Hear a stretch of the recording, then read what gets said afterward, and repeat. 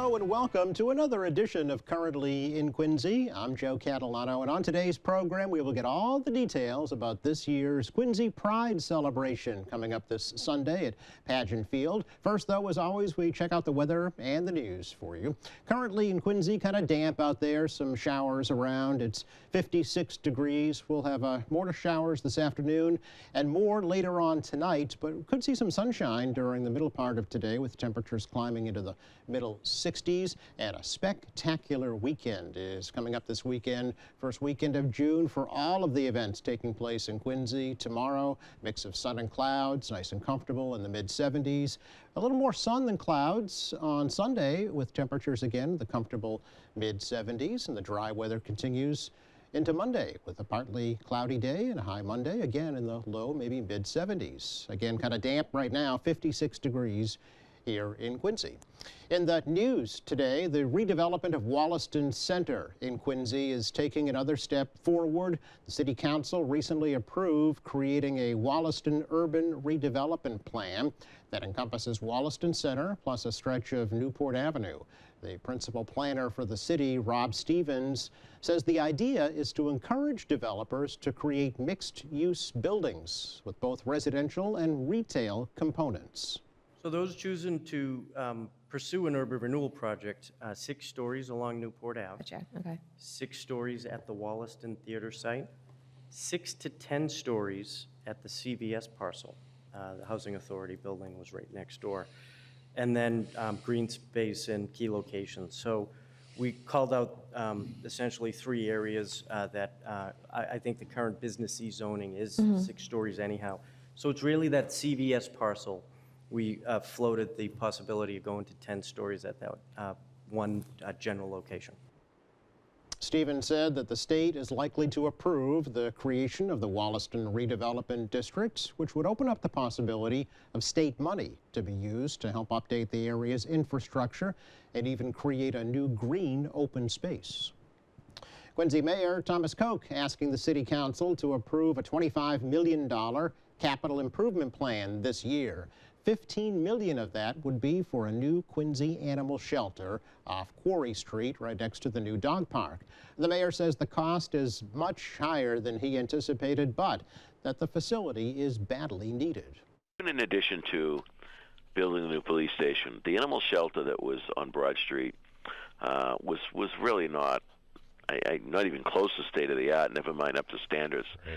So whether we're doing the police station or not, it was time really to update and modernize and provide a decent facility for the animal shelter. We get, as you know, dozens, probably hundreds of volunteers that help out, keeping the place up and keeping up with the animals and putting them up for adoption. And it's a great labor of love for a lot of these people. So just in fairness, the volunteer hours alone that they save in cost is pretty remarkable. So I think it's a good project. It's far more expensive than I ever thought we'd be paying for an animal shelter, but it is what it is, as they say.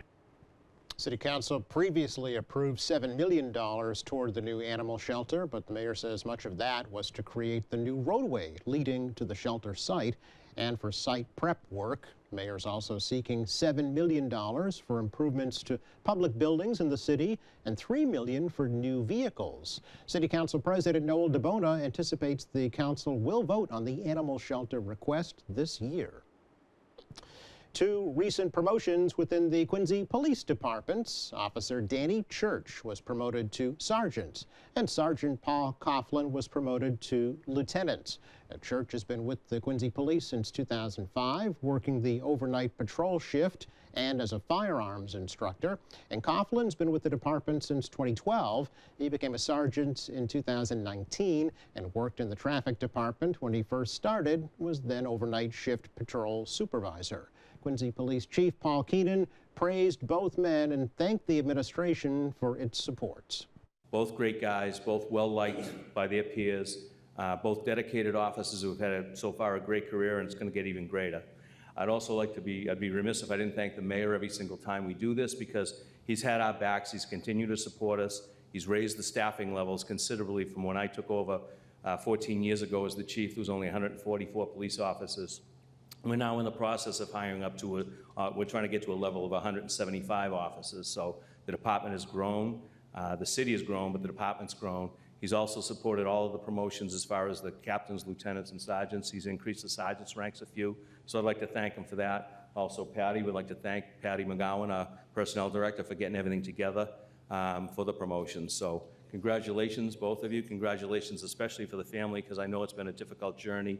There's been a lot of hard work and missed times with family to make this happen. So congratulations and good luck. The swearing-in ceremony was held at City Hall back on May 17th with family, friends, and colleagues in attendance. It was also announced then that Captain John Dugan will be retiring from the police department later this year. The driver of a school bus van for special needs students in Quincy has been charged with crashing into another vehicle while under the influence of drugs this week. Police say 35-year-old Stephanie Spacco from Quincy rear-ended another vehicle near the Quincy police station while taking a student to the Lincoln Hancock School on Wednesday morning. That student was checked out at a Kearney hospital and was okay. Spacco was charged with driving under the influence of drugs and reckless endangerment of a child. She has since been fired from Quality Ride Transportation Company of Brockton. And Quincy school officials say the company has assured them that there will be no more issues. The Department of Children and Family Services is also investigating. A team of students from North Quincy High School are winners of the 13th season of Public Television's High School Quiz Show. Juniors John Thomas Malvesti, Caitlin Vu, Dominique Dang, Peter Romeo, Sophie Dereen, and Nicholas Enbar Salo all received their championship trophy and ribbons from Quincy Mayor Thomas Koch, Superintendent of Schools Kevin Mulvey, Assistant Superintendent Aaron Perkins, along with their teachers. This happened in the mayor's office earlier this week. The team from North beat the team from Andover High School this year to win the championship. Congratulations to them. That's a check of news. Coming up, Sheikha Babin and Richard Ash of the Quincy Pride Committee are here to talk about Sunday's Pride celebration. That's next.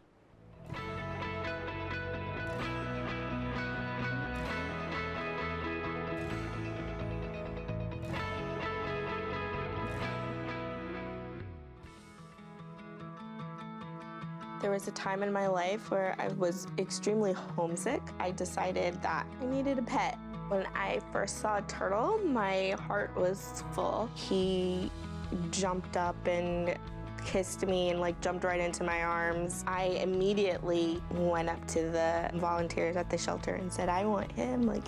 He's got to come home with me. Not anything but lonely.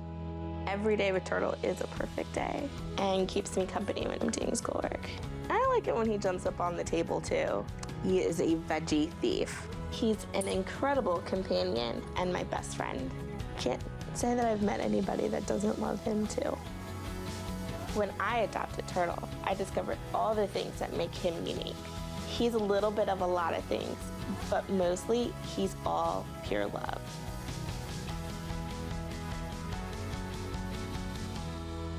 Quincy Access Television has gone high definition. Channel 1072 has been added to QATV's channel lineup. What is HD high definition? Well, it's being or relating to an often digital television system that has either 720 or 1080 scan lines per frame and a widescreen format. What does that mean? It means you get to experience the same award-winning programming with improved picture and sound quality. In addition to QATV's existing SD or standard definition channels, Channel 8 Public Access and Channel 9 Government Access enjoy our new HD Channel 1072. Check out 1072 for public access and government access programming in high definition. See us dream. See us remember. See us protest. You matter. Your feelings matter. Your identity matters. Everything about who you are matters. See us fight back. See us rebuild. See us shatter stereotypes. See us inspire. See us united. See us now.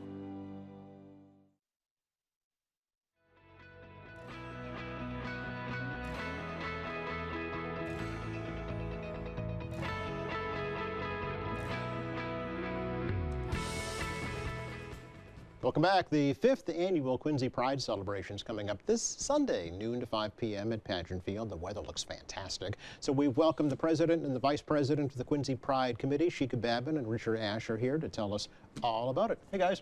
Hi, Joe. Yeah, happy Pride, right? Happy Pride. June Absolutely. is Pride Month and has been, what, Sheikha, since really 1969, right? Absolutely. The Stonewall riots. 1969. Yeah. Absolutely. Well, 1969, the Stonewall really kicked off the Pride spirit. It was really started with the resistance, but the first Pride started in 1970 in New York, in Central Park, which was really just a simple walk, but it was a build on as a result of the resistance that happened in 1969. Right.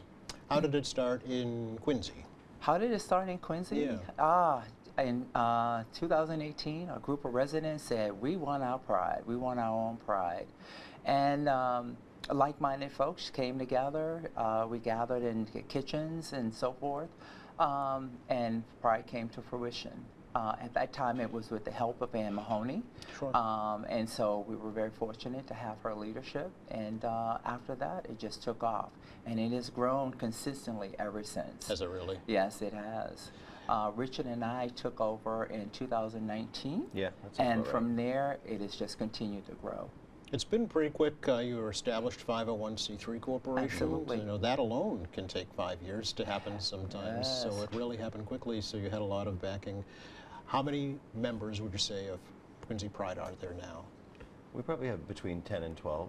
I would say that's On the yeah, committee. that's 10 what and it 12 is. like Yeah. core board members Okay. that are doing the festival this year and helping us out a lot. Yeah. Okay. There are a number of volunteers also coming, but those of us that attend the weekly meetings and plan the event and go to the other programming, there's about 10 or 12 of us. But last year, the celebration, you had what, several thousand people show up? Oh yeah. Attendees. I'm Yeah. sorry. I thought you. Yeah. I thought you were saying. Attendees. Yeah. Okay, sorry. Attendees. We always say about 3,000. Okay. Yeah. Last year, and last year we, fortunately for us, were able to capitalize on there not being a Boston Pride, and there not really being any other prides in the state, or certainly around here, at that time. So we're always the first Sunday of June. Boston's usually the second weekend in June. It has been traditionally up until last year. And now that Boston unfortunately disbanded, we were able to get a lot of people that would really go to the Boston events and still wanted to celebrate Pride Month to come to ours, which was great. And it was a huge turnout. And I think it was the biggest one. It was certainly our biggest one. Absolutely, to date. We said up until last year that we were the only Pride in the state, but then at the end of June last year, we ended up going to Plymouth Pride. Okay. So Yes, I don't know that we can't say that anymore. But that's pretty astounding when the state capital does not have a Pride celebration, but Quincy does. Yes, absolutely. So there's been a bit of an upheaval in that community in Boston. Have they looked to Quincy for support for getting started again? So last year, I don't know. I think that Boston usually does a parade. Yeah. So that, because of the city and the pandemic, was canceled. After the fact is when Boston Pride disbanded, and we don't really know too much about why or what's going on there. But that's, for our purposes, neither here nor there. Right. Speaking of the pandemic, We just want them all to come to our well, I was stuff. just going to say, exactly, yeah. Speaking of the pandemic, Sheikha, how has it impacted Quincy Pride and the LGBTQ plus community in general? Well, in general, as society, we are very social people, as well with the LGBTQ IA community.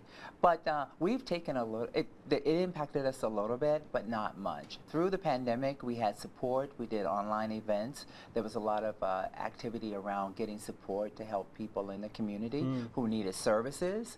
But come 2021, I mean, my God, we experienced the explosion. So there was a great bounce back with respect to people wanting to get together, wanting to get out. But there was a great deal of respect during the pandemic. But it shifted more or less to how can we support the community? What can we do? What services can we aid with?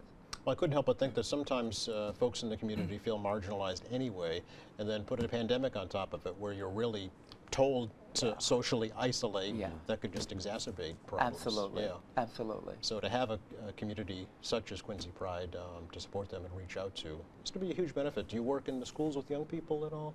We are starting to work Yeah. in the schools with young people. Just this week, we invited Holly Rendell from the Quincy School Committee and the youth to speak at the flag raising event.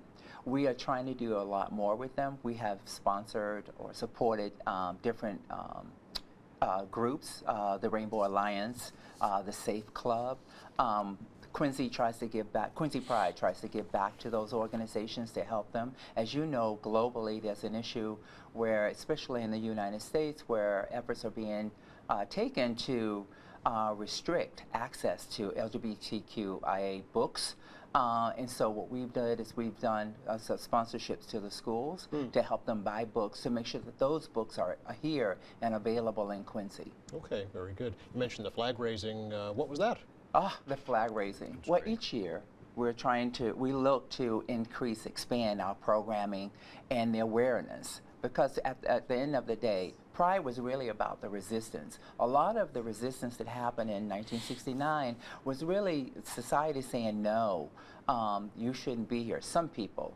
And it was a constant harassment or marginalization, as we talked about earlier, that no, you can't go here, you can't be here. And so putting the flag raising this year is really about promoting living your truth. This is a time where no one should be living in shame. LGBTQIA has been out there a while. Everyone has a place in the world. We have new laws that are coming into effect. One of them on the federal level with the Equality Act. But in Massachusetts, we really have a great community. We are the first ones with the Gay Marriage Act. So we're ahead of the curve. And I think it's just a moment to say, hey, this month, let's kick it off with style and have a flag raising. Yeah, and Richard, it was at the Church of Presidents, right? It was. Yeah. It was in collaboration with the Church of Presidents. Very nice. So, yeah. Church of Presidents, Reverend Rebecca Froome, Jim Petosa, who's the president, we started working with them. John McDonald, who's on our board and also does special events for the city. We came together and tried to think of a nice, short, inclusive ceremony that would highlight the kids and our organizations, and it was nice. It was really nice. There was some speakers. We had, as Shika mentioned earlier, Holly Rendell teaches at Atlantic, I believe, and the Safe Club is what she's had. The Safe Club, I think it's got to be 15 years now, Really? or something along those lines. Okay. We had some of her students come and read poems, and the Quincy Choral Society sang a couple songs. Nice. Sheriff McDermott gave a couple words, and the flag looks great if you walk by. It's a really nice, it's a beautiful flag, nice space for it, so we were very happy with it. Okay, and that'll be up all month? It will be. Very Yep. nice. Yeah. Very nice. It's a beautiful symbol to atone the month. Yeah. Well, the arts in general really has taken center stage in Quincy. Oh, my God, Most yes. recently, all the performances, free performances in the Hancock Adams Common that are happening all this year. Kilroy Square is very active now, every week over by the new parking garage.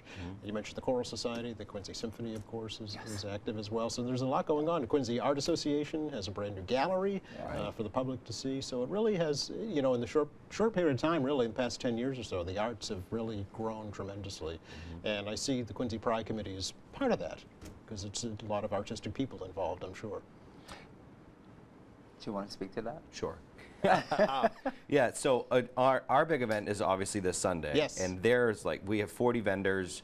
40? 40 vendors Wow. are coming, and that's in addition to our, 15 sponsors and the live performers and whatnot. Yep.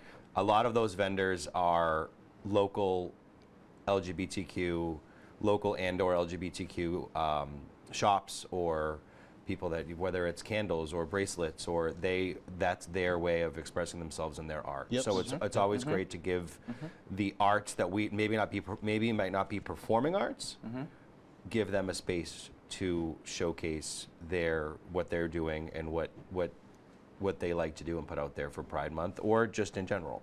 So there's the the arts in that sense. And performing arts, we're covering both bases this year, which is different for us, in which we have a full band, who's the Midtown Horns, Yeah. as well as some great LGBTQ performers from Provincetown and from Boston, Okay. and from Quincy. And speaking of the Midtown Horns, they have an interesting story. They're a great cover band, but they were started when the kids were still in, what, Westboro Public Schools? I'm not too sure. According to their website, That's their anyway. website. That is true. Yeah, yeah.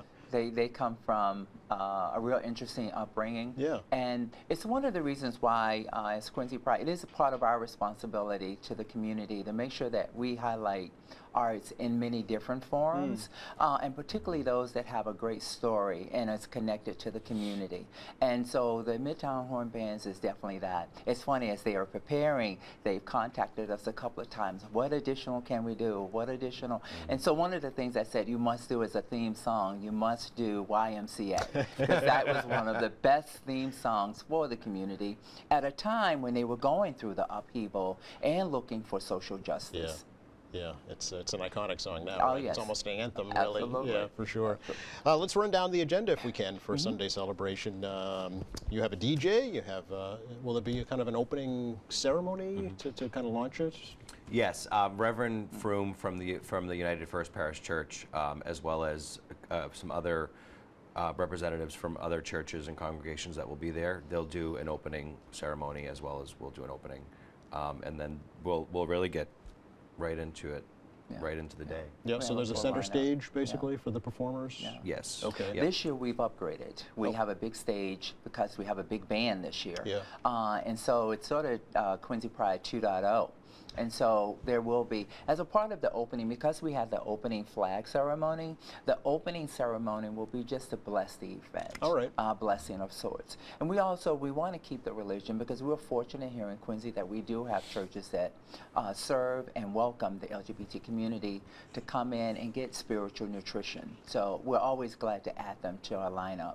But thereafter, everything is just, there's a jam-packed session, not only from the band opening up.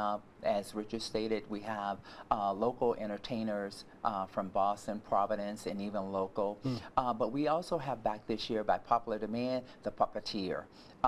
So while some of the youth may not always identify or relate with the music, they identify and relate with the puppets. Sure. So Okay. we have a little bit of something for everyone. Yeah, it's a family festival, It's right? a family It's festival. all ages. Absolutely. Will there be refreshments available?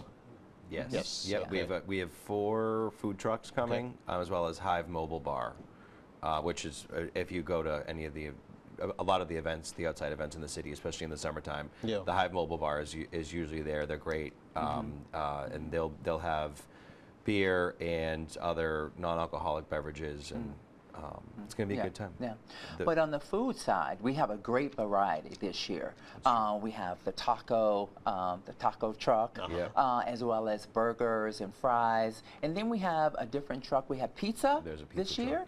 truck, So we have a little bit of, things for a variety of choices. Okay. And is there any admission charge for the festival at all? Oh, no, the festival is always free to the Okay. public. There's a charge, I'm Absolutely. guessing, for the food and There's a drinks. charge Yeah. for the food. Okay. Yes, absolutely. And so is it just basically you go at any time from noon to 5, enjoy some of the free entertainments? It's from noon to 5. Okay. Enjoy the entertainment. Yeah. We have, in addition to what Richard has mentioned about the vendors, Yeah. look at the different vendors, look at their products. And we also have service vendors that are there that offer services to the community, whether that be support services or aid in some way or in education.